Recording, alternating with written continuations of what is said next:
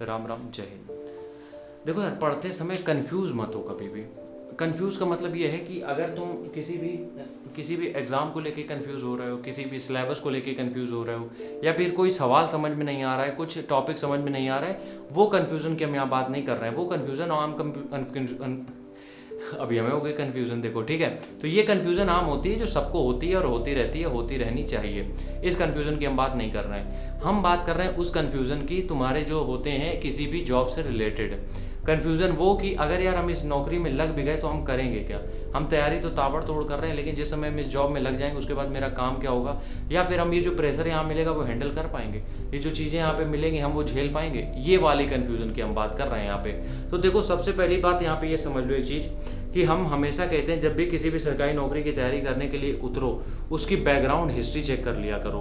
Background history, या फिर उसको डीप में इस तरीके से समझ लिया करो कि इस एग्ज़ाम की डिमांड क्या क्या है, इस एग्ज़ाम में हमसे पूछा क्या क्या जाएगा, या फिर इस एग्ज़ाम में हमें अगर क्वालिफाई कर गए तो उसके बाद हमें पोस्ट कौन सी मिलेगी, सैलरी कितनी मिलेगी, हम क्या जो चीज़ें हम वाकई में मेरा मन लग पाएगा कि नहीं, ये सारी चीज़ें सोच लिया करो जब भी एक एग्ज़ाम की तैयारी करने उतरो। क्योंकि तुम सरकारी नौकरी की तैयारी में जब उतरे हो, ये एक तरीके से कुआं है यार, या तो डूब के मर जाओगे या तो निकल जाओगे, बस दो ही काम हो सकते हैं इसमें।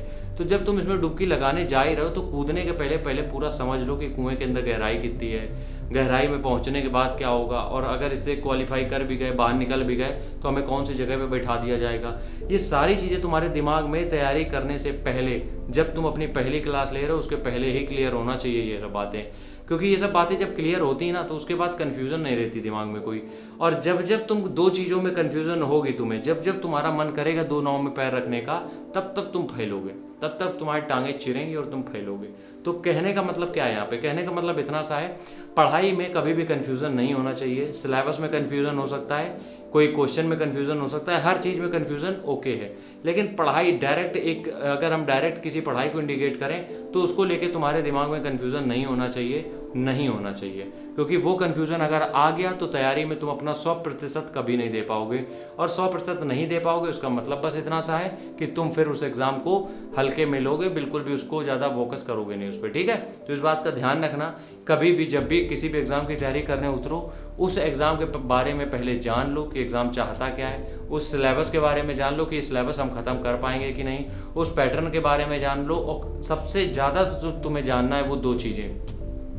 पहली चीज़ कि वो जो तुम्हें पोजीशन मिलेगी वो कैसी रहेगी, वो तुम उसमें एडजस्ट कर पाओगे कि नहीं, खुद खुश रहोगे कि नहीं उसी में। दूसरी चीज़, वो जो सैलरी दे रहे हैं, क्या ऐसा तो नहीं है कि वो जो सैलरी मिलेगी उससे ज़्यादा तुम यहाँ कमा ले रहे हो, जिसकी वजह से तुम्हें वहाँ कन्फ्यूज़न हो। क्योंकि कई लोगों को हमने देखा है, सरकारी नौकरी करने के बाद भी उनके मन में सवाल आता है, भैया हमें ये करना था हम कर नहीं पाए। तो ये चीज़ें तुम्हें समझनी पड़ेंगी, हमें नहीं, ठीक है। राम राम, जय हिंद।